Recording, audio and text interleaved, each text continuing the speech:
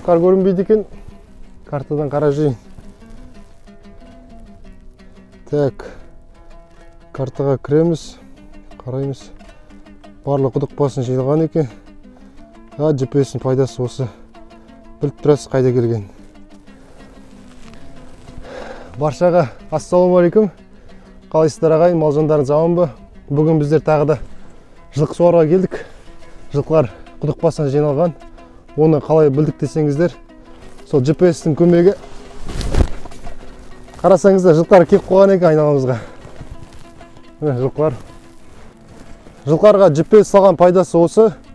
Қайда келіп жатқанын, қайда кетіп жатқанын біліп отырасыз. Мына құдық басын жиналып қойған екен. Шөлдеген. Бізде әлі қар жоқ, сондықтан қазір жылқылар суарамыз. Өткенде бір көрермендерім құдық туралы айтшы деген, соң құдық туралы айтып кетем. Және де GPS туралы. GPS-тің пайдасы көп. Мысалға бір жылқыға байлап жүрсеңіз, бұл GPS-тер қазір дамытты, бір жылға жетеді батарейкалары. Күніне 3 мезгіл соғады. Анда-сонда қарап қоясыздар.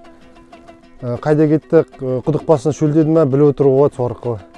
Толық ақпарат алып тапсырыс берем десеңіздер, төменде сілтемесін қалдырам. Ерлан деген жігіт тапсырыс беріп толық ақпарат содан алуға болады. Ағайын, міне қазір біздің құдығымыз бұл дейтін іші дейтін 2 құдық, примерно 2 құдық болады. Іште 2-2, тереңдігі 6 метрдай.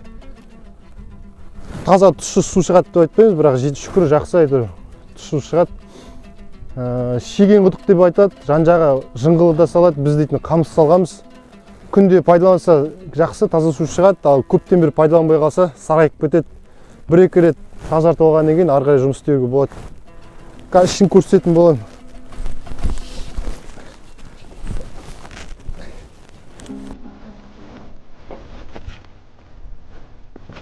Мына ағайын қарасаңыздар, 6 метр жан-жағы қамыспен қоршалған.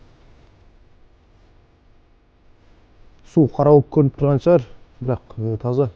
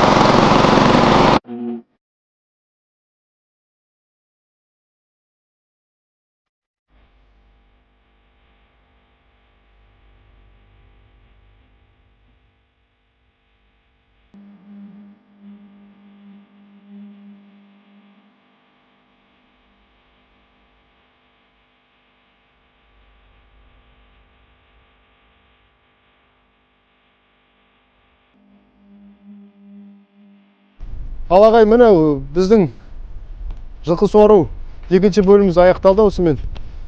GPS-қа тапсырыс берем десеңіздер, төменде құдық туралы айттым. Тағы да сұрақтарыңыз болса қойыңыздар. Және де каналға тіркелуді ұмытпаңыздар. Жақсы күндерде көріскенше сау болыңыздар ағайын.